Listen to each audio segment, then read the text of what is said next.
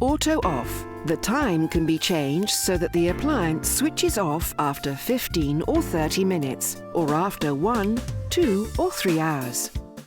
To reprogram auto off, proceed as follows. Press the P button to enter the menu.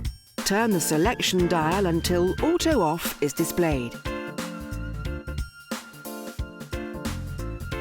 Press the hot water delivery button.